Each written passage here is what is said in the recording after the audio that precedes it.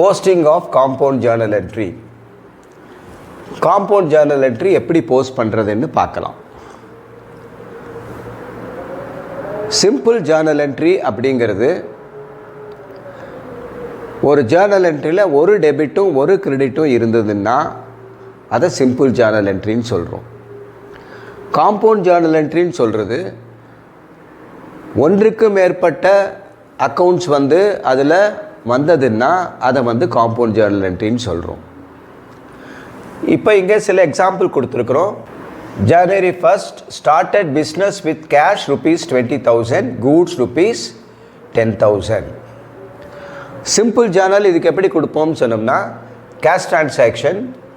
அப்போது cash account started பிஸ்னஸ்னு வந்ததுனால capital account, cash account cash comes in. அப்போ cash account debtor to capital account 20,000.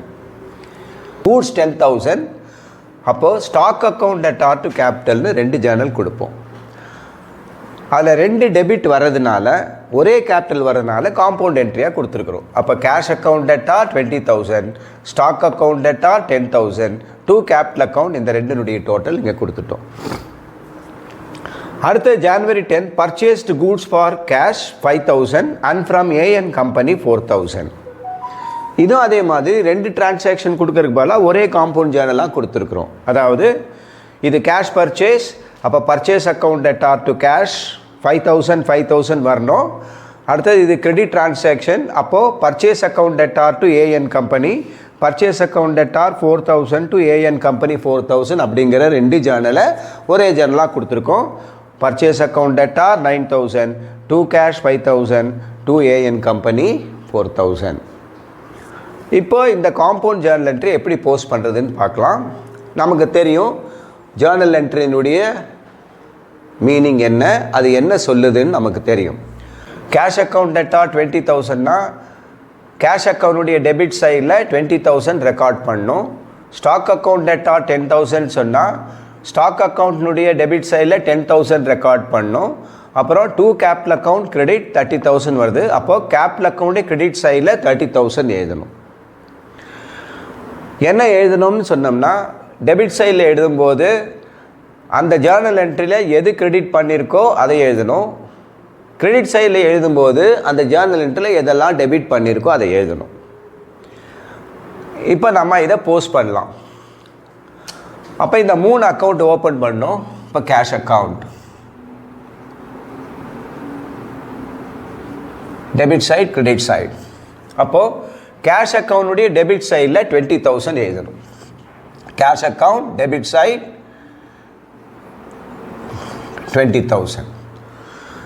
Against it நம்ம என்ன எழுதணும்னு சொன்னால் அந்த ஜேர்னலில் எது கிரெடிட் பண்ணியிருக்காங்களோ அது எழுதணும். இந்த ஜேர்னலில் கிரெடிட் பண்ணிக்கிற அக்கௌண்ட் கேபிட்டல். அப்போது 2 capital account, date January 1st. அடுத்தது ஸ்டாக் அக்கௌண்ட் எழுதணும். Stock account debit side, credit side. Stock account டெபிட்டில் தான் இருக்குது. அப்போ ஸ்டாக் அக்கௌண்ட்டுடைய டெபிட் சைடில் 10,000 எழுதணும். ஸ்டாக் அக்கௌண்ட் டெபிட் சைட், அப்போ 10,000. அதுக்கு நேராக என்ன எழுதணும்னா அந்த ஜேர்னலில் எதை கிரெடிட் பண்ணியிருக்கிறோமோ அதை எழுதணும். இப்போ அது 2 கேபிட்டல். ஸோ 2 கேபிட்டல் அக்கௌண்ட், அதுவும் January 1st. அடுத்தது கேபிட்டல் அக்கௌண்ட், இதான் ரொம்ப முக்கியம் உங்களுக்கு. கேபிட்டல் அக்கௌண்ட்டே கிரெடிட் சைடில் 30,000 எழுதணும். ஆனால் 30,000 ஒரு அக்கௌண்ட்டில் இல்லை. இப்போ இந்த 2 அக்கௌண்ட்டும் சேர்த்தா தான் 30,000 வர முடியும். அப்போ என்ன செய்யணும்னா காம்பவுண்ட் ஜேர்னலாக இருக்கும்போது ஒரு அக்கௌண்ட்னுடைய கிரெடிட் சைடில் எழுதும்போது அந்த ஜேர்னல் என்ட்ரியில் எது அல்லது எதெல்லாம் டெபிட் ஆகிருக்கோ அது எல்லாமே எழுதிடணும். அப்போது அந்த 2 அக்கௌண்ட்டையும் எழுதணும். ஸோ ஒன்று 20,000, இன்னொன்று 10,000. 20,000க்கு உரியது கேஷ். அப்போ அது பை கேஷ் அக்கௌண்ட் எழுதிடுறோம். 10,000க்கு உரிய அக்கௌண்ட் ஸ்டாக், அதனால் அது பை ஸ்டாக் அக்கௌண்ட் எழுதிடும். தேதி வந்து ஜான்வரி 1. இப்போ அடுத்ததுக்கு போகலாம். 3 அக்கௌண்ட் இருக்குது. 3 அக்கௌண்ட் ஓப்பன் பண்ணுவோம். பர்ச்சேஸ் அக்கௌண்ட்,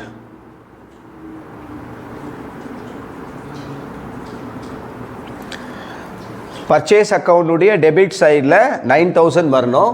இங்கேயும் அதே பிரச்சனை வருது. ஒரு அக்கௌண்ட் எழுதுனா வராது. அப்போ சொன்னோம், ஒரு ஜேர்னல் என்ட்ரியில் எதெல்லாம் இருக்கோ அது எல்லாமே எடுத்தாகணும். அப்போ வந்து 5000 பர்ச்சேஸ் அக்கௌண்ட்டில், அடுத்தது 4000 எழுதினா தான் 9000 ஆக முடியும். 9000 எழுதணும். அது இந்த 2 அக்கௌண்ட்டில் இருக்கிறதுனால அந்த 2ஐயும் அங்கே எழுதிட்டோம். அப்போ அது வந்து 2 கேஷ் 5000க்கு 2 கேஷ் அக்கௌண்ட், அடுத்தது 2 AN company account.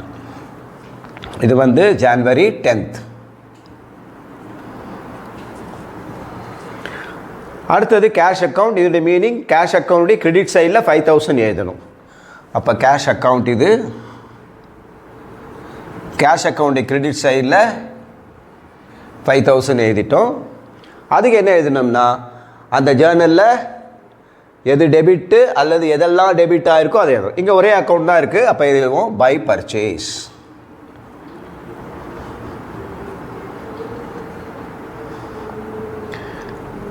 January 10th by purchase account.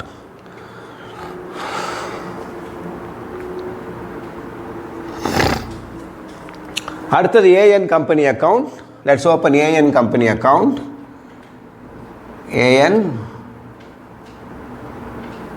Company account. A N company அக்கௌண்ட்டுடைய கிரெடிட் சைடில் பை பர்ச்சேஸ்னு எழுதணும். அப்போ ஏஎன் கம்பெனியுடைய கிரெடிட் சைடில் 4000 முதல்ல. ஸோ 4000 இதுக்கு நேராக எந்த அக்கௌண்ட்டை டெபிட் பண்ணியிருக்கிறோமோ அதனுடைய பெயர் பர்ச்சேஸ். இதுவும் January 10th. Posting of opening journal entry. Opening journal என்ட்ரியை எப்படி போஸ்ட் பண்ணுறது? What is opening journal entry? Opening journal என்ட்ரினா என்ன? In the case of existing business, opening journal entry is made to bring the last year ledger balances of assets and liabilities into the current year books of accounts.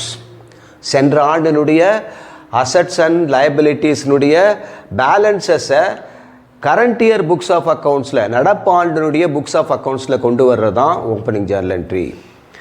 opening journal entry என்னவாக இருக்கும்னு சொன்னால், எல்லா அசட்ஸையும் debit பண்ணுறோம், எல்லா லைபிலிட்டிஸையும் credit பண்ணுறோம். டிஃபரன்ஸை வந்து நீங்கள் கேபிட்டல்னு எடுத்துக்கணும். Debit all assets, credit all liabilities, and you have to take the difference between the two as capital. So assets account debtor to liabilities account, the difference is to capital account. You will not be given the capital amount. You have to find out from the difference between the total assets minus total liabilities. Now let us see an example. Exercise 3, page number 86 in your textbook. The following balances appeared in the books of Vinod on January 1st, 2008. You are given assets and liabilities. So debit all assets and credit all liabilities. So cash account debtor 40,000, stock account debtor 50,000, amount due from Ram. So you have to receive money from Ram, so it is an asset. So Ram account debtor 20,000, machinery account debtor 40,000. To amount due to Vijay, you have to pay money. The business has to pay money to Vijay, so it is a liability. So to Vijay account is a creditor 10,000, and the difference between the debit and the credit comes to 1,40,000. That is total assets debit side 1,50,000. That is 40,000 plus 50,000 plus 20,000 plus 40,000 is 1,50,000 minus total liabilities 10,000. So 1,50,000 minus 10,000 is 1,40,000. 1,40,000 is the capital and it is credited to Vinod's capital account. Now how to post this journal into the ledger? Now this journal is passed to bring the last year ledger balances into the current year books of accounts. So you have to write it as balance brought down, that's all. So let us post the journal one by one. இந்த journal வந்து போன வருஷத்தினுடைய assets and லைபிலிட்டிஸில் இந்த வருஷத்து கணக்கில் கொண்டு வர்றதுனால நீங்கள் அந்தந்த அக்கௌண்ட்டில் பேலன்ஸ்னு எழுதுனா போகும். அப்போ கேஷ் அக்கௌண்ட் ஓப்பன் பண்ணிக்கிறோம். கேஷ் அக்கௌண்ட்டுடைய டெபிட் சைடில் 40,000 எழுதுகிறோம். அப்போ 40,000 இது வந்து டு பேலன்ஸ் brought down. இது வந்து January 1st.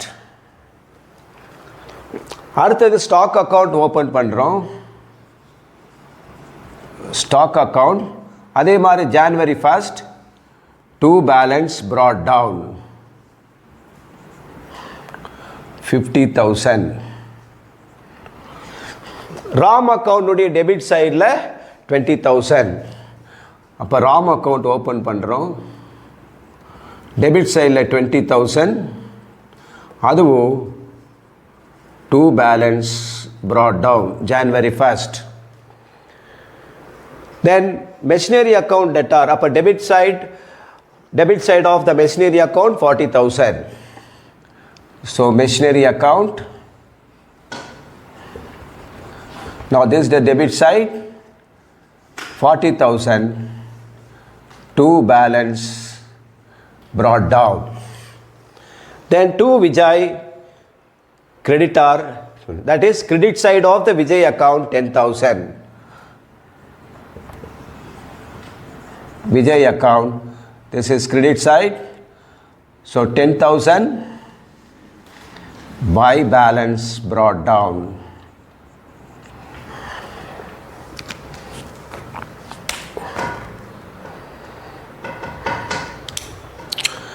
Then to Vinod's capital 1,40,000.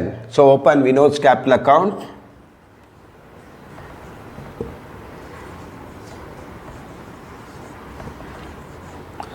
Credit side 1,40,000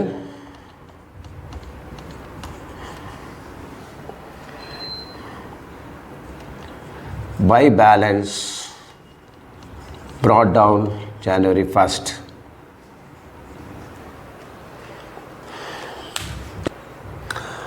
அப்போ அந்தந்த அக்கௌண்ட்டில் டெபிட் சைடில் பேலன்ஸ் brought down எழுதுகிறோம். கிரெடிட் சைடில் பேலன்ஸ் brought down எழுதுகிறோம். ஓப்பனிங் ஜேர்னல் என்ட்ரி போஸ்டிங் இப்படி தான் பண்ணணும். இது வரைக்கும் நம்ம லெஜர் போஸ்டிங்கை பற்றி தெளிவாக பார்த்தோம். இன்னும் சில விஷயங்களை சொல்லணும்னு நினைக்கிறேன். என்னன்னு சொன்னிங்கன்னா, ஜேர்னல்ஸ் எடுத்து லெஜரில் நம்ம எழுதிட்டோம்னு சொன்னால் ஜேர்னல் வந்து அதனுடைய முக்கியத்துவத்தை இழந்து விடுகிறது. Journal loses it's importance because we can find out the journals made on a particular date easily from the information available in the ledgers.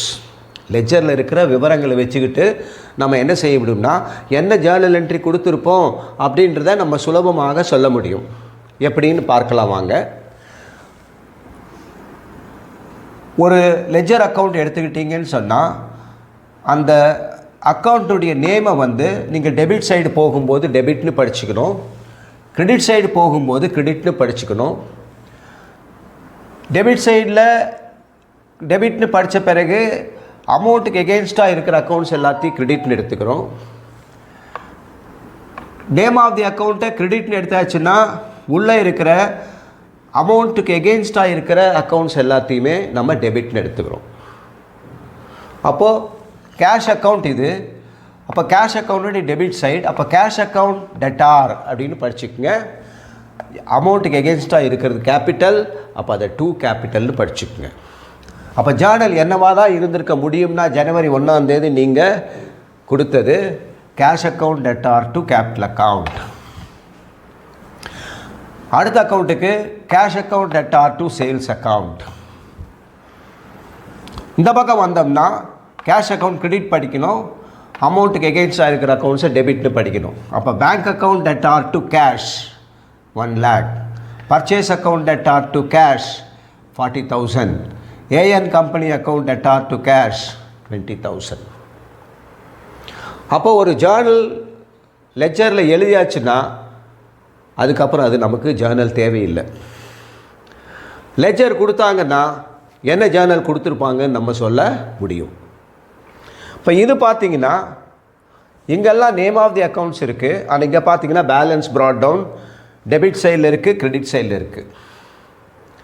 அப்போ இது என்னவாக தான் இருக்க முடியும்னா posting of opening journal entry. அப்போது டூ பேலன்ஸ் ப்ராட் டவுன் எந்தெந்த அக்கௌண்ட்டுக்கெல்லாம் இருக்கோ அதெல்லாம் டெபிட்னு படிச்சுக்குங்க. பை பேலன்ஸ் ப்ராட் டவுன் எந்தெந்த அக்கௌண்ட்டுக்கெல்லாம் இருக்கோ அதெல்லாம் கிரெடிட்னு படிச்சுக்குங்க. அப்போ cash account debtor, bank account debtor, stock account debtor, Tarun account debtor. இது கிரெடிட்டில் இருக்குது, அதனால் Rohan account credit, Sanjana's capital account credit. அப்போ ஜேர்னல் என்னவாக தான் இருக்க முடியும்? Cash account debtor 6,000, bank account debtor 25,000, stock account debtor 40,000, Tarun account debtor 10,000, to Rohan account 6,000, to Sanjana's capital account 1,05,000. அப்போ இது ஓப்பனிங் ஜேர்னல் என்ட்ரியை எப்படி லெட்ஜர்லேருந்து நம்ம கண்டுபிடிக்க முடியும். ஸோ லெட்ஜர் போஸ்டிங் பற்றி அவ்வளோதான். அப்போது ஒரு பிஸ்னஸில் வர்ற நார்மல் ஜேர்னல் என்ட்ரிஸ் வந்துச்சுன்னா அதை எப்படி போஸ்ட் பண்ணுறது அப்படின்றத பற்றி தெளிவாக பார்த்தோம். Then we have seen how to post the compound journal entries, then how to post the opening journal entries clearly. இந்த வீடியோ உங்களுக்கு பிடிச்சிருக்கும்னு நினைக்கிறேன். எல்லாருக்கும் ஷேர் பண்ணுங்கள். அதே சமயத்தில் மறக்காமல் சுரேன் கிளாஸ் ரூம் சேனலை சப்ஸ்கிரைப் பண்ணுங்கள். நன்றி.